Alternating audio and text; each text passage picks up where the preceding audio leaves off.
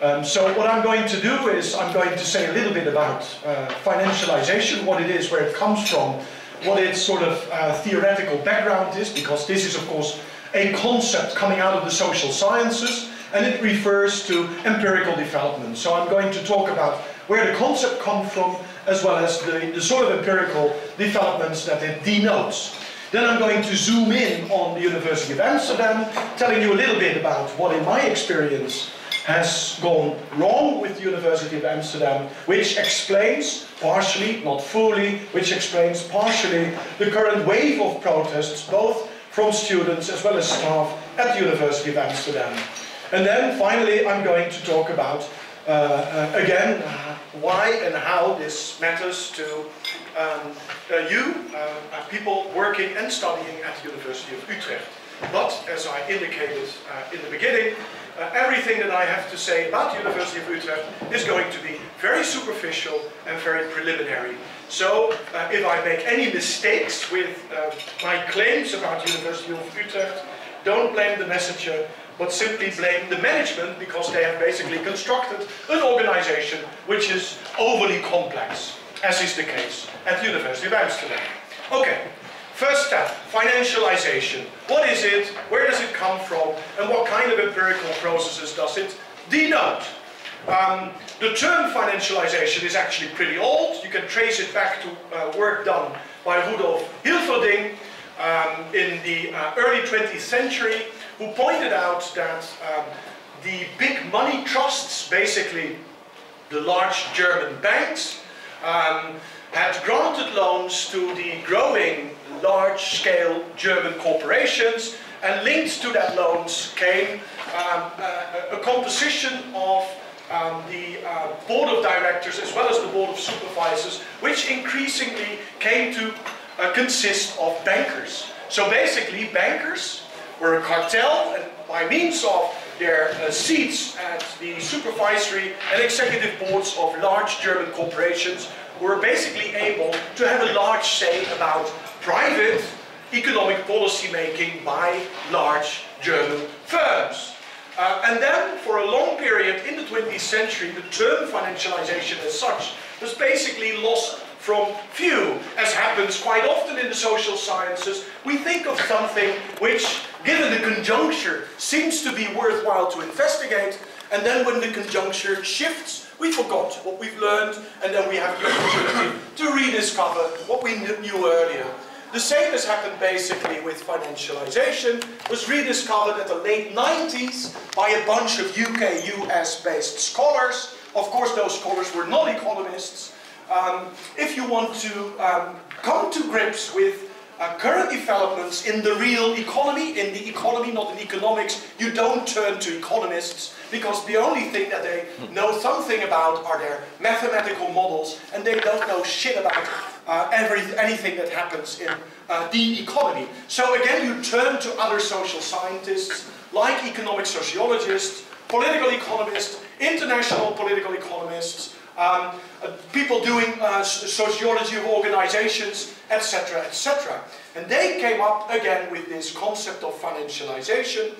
And in their first instance, it was applied to the observation that large publicly quoted, which basically means firms that were quoted on public stock exchanges, large publicly quoted firms, increasingly were managed with only one goal in mind, and that was the maximization of shareholder value, assessed on a quarterly basis. So it's basically return on equity on a quarterly basis. And that particular metric, which was seen to be the prime performance metric to assess the economic viability of large publicly quoted firms, pushed away, slowly but gradually, other kinds of metrics which you could apply to those very same corporations. Like, for instance, customer satisfaction, market share, technical excellence, employer satisfaction, what have you.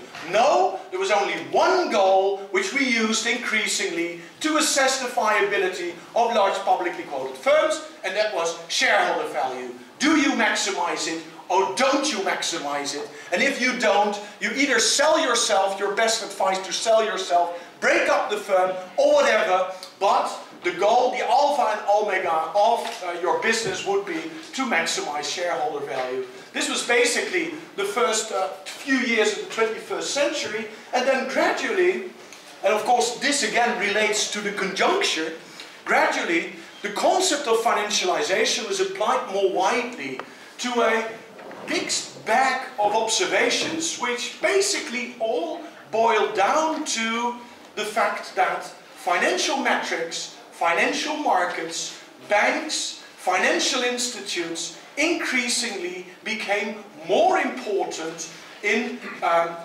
specific political economies, simply in terms of the amount of people employed by banks and other financial institutes, the fact that other firms increasingly got measured on the basis of financial metrics, as I've just indicated, but also in terms of households increasingly becoming dependent on financial markets in order to get access to loans which ensured that they could buy into rising real estate. So this is called, for instance, the big risk shift by Andrew, I forgot the name of the guy, the big risk shift by an American political science scholar, which indicates that households increasingly, for their own sort of long-term security, could no longer depend on the welfare state, but had to buy their own security by tapping into financial markets, either by maxing up your credit cards, and we all know that American households do not have one credit card, but they've got a whole bunch of credit cards, maxing up your credit card in order to overcome spells of unemployment, since there's no unemployment insurance in the United States, at least for an increasing number of workers in the United States, or to tap into financial markets in order to get access to higher education, student loans, which is a booming business in the United States, or, and this is of course a story that's quite familiar to Northwestern Europe, is to tap into financial markets or banks to get a loan to buy real estate. And this is all basically part and parcel of financialization. And what is sort of quite striking is that once you take out a loan, and this happened too in the Netherlands up until the outbreak of the crisis in 2008, it sort of changes the way in which you yourself perceive your own real estate. To use a Marxian term, it's not so much about use value, it's about exchange value. So we get increasingly within different jurisdictions and to different extents that citizens are being transformed into financialized subjects. They see the buying of a house as an investment. It's basically seen as a form of speculation. Increasingly, Dutch households embarked upon the practice of flipping houses. You buy cheap in 1996, you completely renovate the building, you sell it again 3 years later against a profit of approximately 30 to 40%. With that amount of money, you buy another piece of real estate, you do the same process over and over again. And a large number of Dutch households have basically been doing this up until the outbreak of the crisis in the period between 1995 and 2008. Flipping houses, emphasizing the exchange value of a property and basically transforming yourself into a financialized subject who basically sees everything through the lens of doing investments, making investments, speculating on rising values of collateral. Well, the sort of terminology that I'm now using is sort of indicative of the fact that throughout society, in a larger sense, this terminology, which basically comes from banks, has basically become hegemonic. This is the way we look at our own sort of budgeting and our own household budget. Okay. Semi-public institutions like building societies, hospitals, universities and secondary schools increasingly were victim to the same sort of processes. And as I described in a paper, which is actually, I reread it in order to be sort of prepared for this meeting, which actually is quite a good paper, if I may say so myself, which was published in Antipodes and describes this process of financialization for the University of Amsterdam.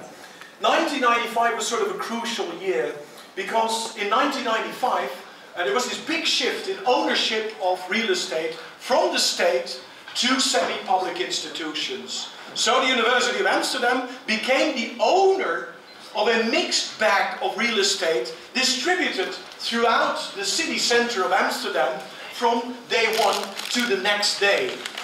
And of course it's obvious that once you become the owner of real estate, you also become the owner of the liabilities which are linked to that real estate. Liabilities in the sense of having to renovate the buildings, having to demolish the buildings and renew the buildings over a lifespan of, let's say, 40 to 50 years. So there are huge liabilities involved with basically any piece of real estate. The same happened with the University of Amsterdam. So they started to try to manage as efficiently as possible the liabilities linked to their portfolio of real estate. So they set up a plan. They hired some consultants, real estate consultants, commercial real estate consultants from outside of the University of Amsterdam to set up this plan. And the plan ultimately became that they're going to concentrate the different faculties in 4 spots in Amsterdam. Part of that required basically setting up new construction, doing new construction. Other parts was basically renovating already existing buildings, or it consisted of demolishing already existing buildings and then on that very same spot doing new construction. Hugely expensive, and it was sort of planned in a way in which there was this sort of overlap between the different elements of the plan. So they would start when the first step was sort of in its final phase. And so up until 2018, when the final sort of construction would take place. Of course, this was set up in the late 90s under a completely different conjuncture than the conjuncture that came about on the back of the great financial crisis in 2008. The amazing thing about the story of the University of Amsterdam is that the initial plan was quite a prudent plan, if you look at it with hindsight. But in 2008, at the midst, or basically at the ending, as we now know with hindsight, at the ending of the great real estate boom which started in 1995, in 2008, the University of Amsterdam asked another commercial real estate developer consultant to look at the plan again and to see whether it could be beefed up. And that's basically what they did. The consultant came up with a beefed up plan based on much more optimistic predictions with regard to student numbers, subsidies by the state, future value of real estate, etc., etc. And on top of that, the University of Amsterdam sort of decided that it basically could also top up the already planned indebtedness that it had already occurred. So, if current developments are going according to plan, the University of Amsterdam will have an overall debt in 2018 of 400 million euros. And the credit risk linked to those loans is bought off by a huge portfolio of credit swap derivatives to the tune of 255 million euros. It basically means that the University of Amsterdam has become a highly leveraged organization. Leverage meaning that on top of the assets that you own, you have basically borrowed quite a lot of external funding, debt. And of course it's pretty obvious that you can do that as long as all your predictions with regard to future student numbers, future real estate price rises, as well as future interest rates, future state subsidies are borne out. But if anything goes wrong with regard to these key parameters, financial parameters, then you're basically facing a deep hole. in order to be able to take out loans of this size, the University of Amsterdam has been forced, and I have the impression that this part of my story is basically true for each and every semi-public institution in the Netherlands. They have been forced to look at their own organization through other people's eyes. And the other people's eyes are not any people's eyes, they're basically the eyes of a banker. I don't know whether you're familiar with this wonderful book which was published in the mid-90s by James Scott, a non-Western anthropologist and a noted anarchist, which was called Seeing Like a State. And the content of the book is contained in the title, which is what good titles do. And what is happening in the University of Amsterdam, and I very much have the impression that the same is true for other semi-public institutes, is that they too have been forced to look at their own organization as if they are seeing like a banker. So a couple of the transformations, organizational transformations that have taken place at the University of Amsterdam actually have as its goal to make internal financial flows as transparent as possible. So we have all been transformed into business units who are supposed to compete with one another for stuff on quasi-internal markets, which results in all sorts of ridiculous soldier Schweck-like situations in which a student initiative which was set up by the Faculty of Economics to do sort of basically the same kind of stuff as you're doing here, and they had to hire furniture from other business units and had to pay €1.50 per chair, which was hired from this sort of stuff-based business unit. So this is Kafkaesque, and that sort of means that you always have to ask the question, transparent for whom?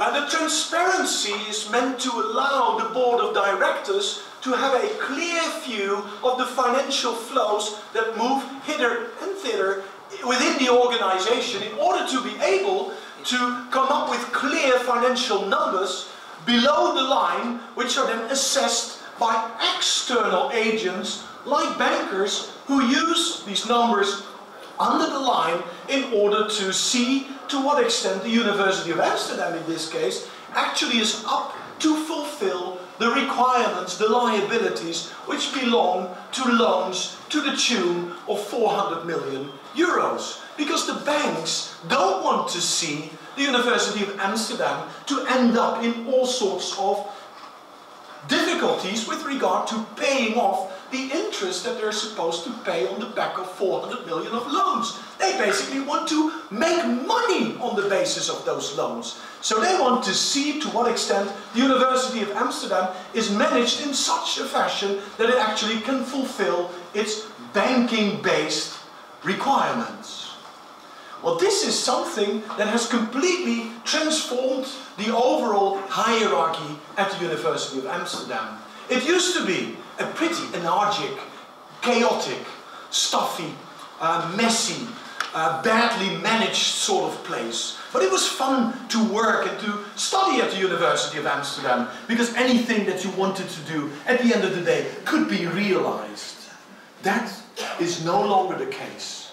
And I have a nice quote which is coming from a piece that was published in a magazine, a Dutch language magazine for higher educational treasurers, because that is sort of a profession apparently that we have formed here in the Netherlands, which suggested very clearly that what has been done in the University of Amsterdam, and if this is a best practice, you can be pretty sure that the same has happened at other universities, is that since universities are confronted with volatility in terms of student numbers, you basically don't know how many of you are actually going to finish their study on time next year. We've not the faintest idea, so there's a lot of volatility. Earlier, that volatility was simply absorbed by having a huge amount of reserves. So it was the top which basically absorbed the volatility at the bottom of the pyramid. This treasurer, who was head of strategy of the University of Amsterdam, was sort of happily pointing out that the University of Amsterdam no longer did that. So every shock in terms of student numbers, declining subsidies by the state, had to be absorbed at the level of the department. Not the faculty, but at the level of the department. And that is one explanation for why the humanities at the University of Amsterdam, which is being confronted with a declining student number, suddenly has to kick out a large amount of staff because there's no employment for that staff. There's no cross-subsidizing between courses, there's no cross-subsidization between departments, and there's no cross-subsidization between faculty. You basically have to solve your own mess. That's the message. And this guy from the treasurer, head of strategy of the University of Amsterdam, indicated that the outcome of this has been an orderly, peaceful budgeting process at the top of the university, but a completely disorderly, uncertain budgeting process at the bottom of the academic hierarchy.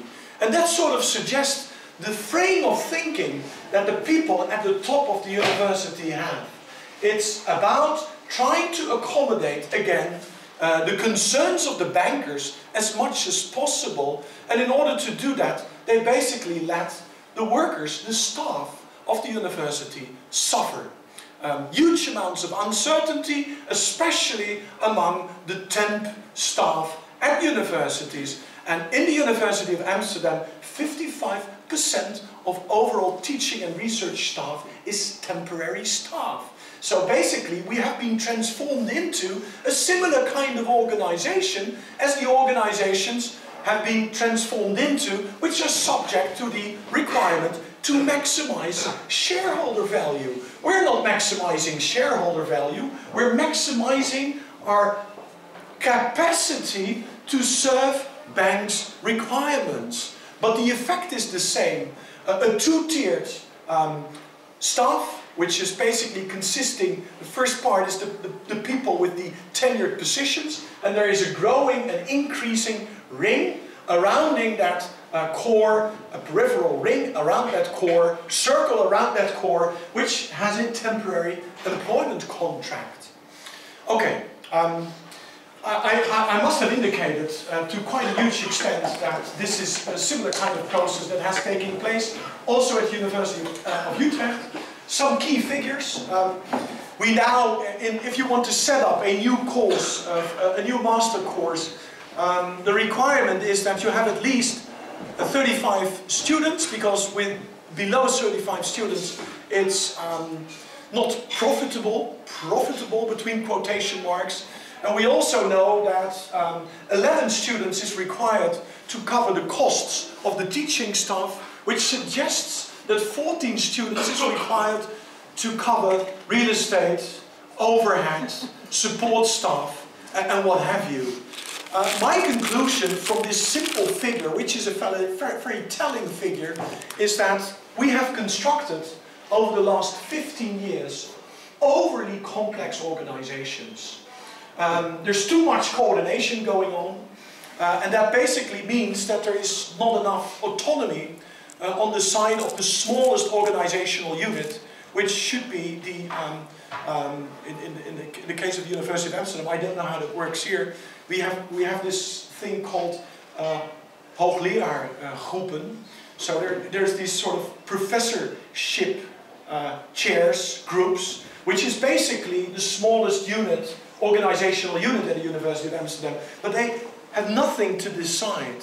So since everything is being decided on a centralized level, you have an increasing need for all sorts of coordination kind of figures, which are part and parcel of the support staff, which is sort of clearly indicative of overly complex organizations. And that must be a story which is quite similar to the story that could be told of the Utrecht University. And you could analyze analyze this by basically doing a bit of simple business sociology, which has been done also with regards to publicly quoted private organizations. Either it is a flat organization with a lot of autonomy on the level of the smallest unit of the organization, or it is a highly hierarchical organization with most of the decision-making prerogatives located at the top of the organization. And that sort of suggests the minimum, etc., etc. One final remark, and that has everything to do with the kind of people who occupy board of supervisors and board of directors. It's interesting to have a look at that. And it's very simple to do so. You simply go to the website and you look at the CVs of the people who make up board of directors as well as board of supervisors of basically any sort of semi-public organization. And it's sort of obvious that part of the members of those boards come out of the sort of typical political party-linked polder elite, if I may use that Dutch term. People like Louise Gulling, a member of the Social Democratic Party in the Netherlands, who has been circulating within these elite circles for quite some time now, and has this long string of executive jobs in many different sorts of semi-public institutes. But increasingly, and this is related to the story that I've just told, increasingly the people who make up these board of supervisors, especially the board of supervisors, come out of the financial services sector. Either consultants, the managing partners of the big four accountancy firms, Ernst & Young, Deloitte, PricewaterhouseCoopers, etc., etc., or people with experience in either big insurance companies or big banks, big Dutch banks. And it makes sense because as soon as you take out big loans, and 400 million in loans is a big amount of loans for a single university, and on top of that 255 million in credit derivatives, it's pretty obvious that you need expertise which allow you to negotiate on a sort of more or less equal basis with your banking counterparts. And that is part and parcel of financialization, because as soon as you invite members of the Dutch financial elites inside of your organization, it is pretty obvious that literally the meetings of the board of supervisors as well as the meetings of the board of executives will increasingly be dominated by financial language and hence by financial logics. And that is one of sort of the observations that I, as a professor, a member of the staff of the University of Amsterdam, have made. There's this huge cognitive as well as social disconnect between the people who make up the academic community of a university and the people who are supposed to manage these universities. Social disconnect in the sense that these people don't meet sweaty Dutchmen in public transportation or in any sort of other venue where you meet sweaty, smelly Dutch people. They live the sanitized life, drive around in cars with drivers, visit only venues where they meet these other sort of sensible D66-like people. So that is the social disconnect, and that actually matters, because you then have not the faintest idea about the concerns that people have who make up that community. To give an anecdote, and I've used this anecdote a couple of times now, so if you've already heard it before, then you should basically start doing something else. But the board of directors of the University of Amsterdam has this tendency to visit the faculty. And they have a term for that, it's called a field trip. And a field trip sounds as anthropological, ethnographic, but also at the end of the day colonial as it can get. It's being organized months ahead. And we, as staff and students, have to go through all sorts of motions in order to project this image of everything is going fine and we're brilliant and we're excellent and we're top, and we have all these international linkages with all these other excellent top scholars all over the world, and we're doing these sort of very fascinating topical research, etc., etc. So I had to do an elevator pitch of 1 minute about financialization. You can imagine how that went. And all my colleagues, we went through the motion. So that was the glimpse that the board of directors of the University of Amsterdam got from the kind of stuff that we're doing. And then the second part of the field trip consisted of a backroom meeting with the board of directors of the university, with a couple of professors, because that's what also part and parcel of the contemporary hierarchical university. It's only the professors with whom they talk. And then they basically, there was not a communication, a two-way communication. It was a one-directional sending process. They told us about the wonderful experiences they had at the Ivy League universities in the United States of America. They went to the Santa Fe Institute and they heard these wonderful talks about big data and how wonderful big data was not going to be. And then at the end, they basically had one question: why don't you do big data?